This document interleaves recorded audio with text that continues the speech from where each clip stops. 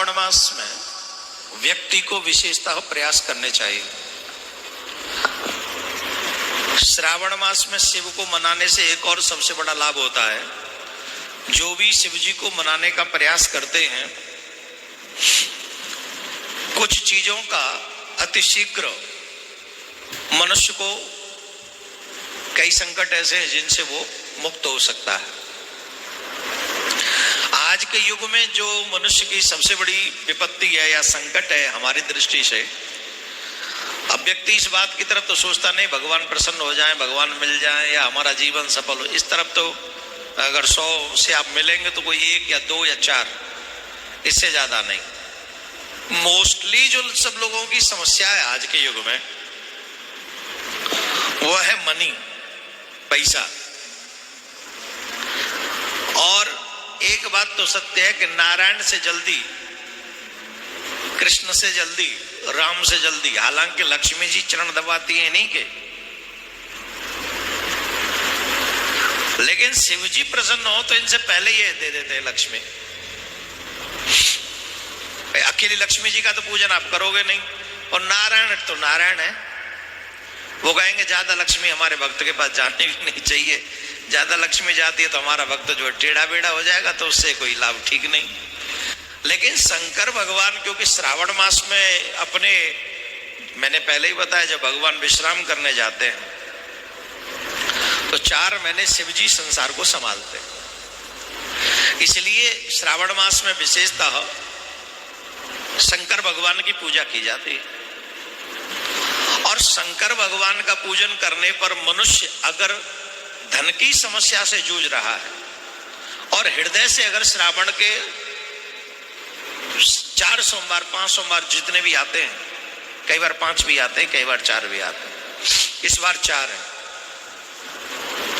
तो चारों सोमवार अगर शिव जी की पूजा मन से करे, कुछ अधिक उसको चढ़ाना नहीं। एक तो ध्यान रखे कि सोमवार के दिन सफेद वस्त्र पहनकर शिव जी की सेवा करे, पूजा करे।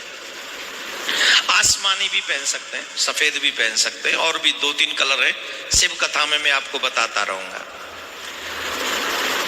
आसमानी कलर पहन सकते हैं ऐसा बताए, लेकिन मोस्टली सफेद, क्योंकि वो सफेद वस्त्र ही धारण करते हैं शंकर भगवान। सफेद वस्त्र पहनकर शिव जी का अभिषेक करें। ध्यान देने योग्य बात यह है कि बेलपत्र उनको प्रिय है, और बेलपत्र सोमवार को हम तोड़ नहीं सकते, इसलिए रविवार को ही, जैसे कल हमको बेलपत्र ले लेने चाहिए, जितने भी आप चढ़ाना चाहें। बेलपत्र लेकर रविवार को शाम को, दोपहर को, वो सुबह चढ़ाए जा सकते हैं सोमवार में। बेलपत्र अधिक चढ़ाना चाहिए, जरूर चढ़ाना चाहिए, अवश्य चढ़ाना चाहिए। बेलपत्र हमारे 3 जन्मों के पापों को नष्ट करता है। स्पर्श मात्र से हमारे पाप नष्ट हो जाते हैं बेलपत्र से। अच्छा, ये 3 पत्तों वाला बेलपत्र है, राइट? इसको कहते हैं बेलपत्र, 3 है इसमें। और शंकर भगवान त्रिनेत्रधारी है। वैसे बेलपत्र 4 का भी होता है, 5 का भी होता है, और अधिक का भी वर्णन किया गया। जितने अधिक वाले बेलपत्र आप चढ़ाओगे उतना ही ज्यादा पुण्य है इसका। अभी तो हमें 3 वाले ही मिल रहे हैं तो 3 वाले ही चढ़ा रहे हैं, लेकिन जितने अधिक वाले मिल जाए उतने चढ़ा दो, उतना ही ज्यादा पुण्य है। 3 नेत्रधारी त्रिनेत्रधारी महादेव पर जब हम बेलपत्र चढ़ाते हैं तो जैसे ही बेलपत्र चढ़ाने के लिए हम यूं करते हैं शिव जी पे, बेलपत्र का स्पर्श होते हमारे 3 जन्मों के पाप नष्ट हो जाते। पिछले 3 जन्म में आपने जो पाप किए होंगे वो नष्ट हो जाएंगे। और आप श्रावण भर अगर हम और आप, जैसे आज भगवान की कृपा से अभी तक तो कोई ब्रेक लगी नहीं, आज 16वां दिन है, 16 दिन से अगर हम बेलपत्र चढ़ा रहे हैं तो 3-3 दिन लगाना, 3-3 जन्म, कितने जन्म निकल गए होंगे? कितने? 40 गए।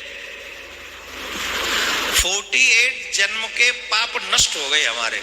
अब तो जो हम अभी फिलहाल में कर रहे हैं वही चल रहे होंगे,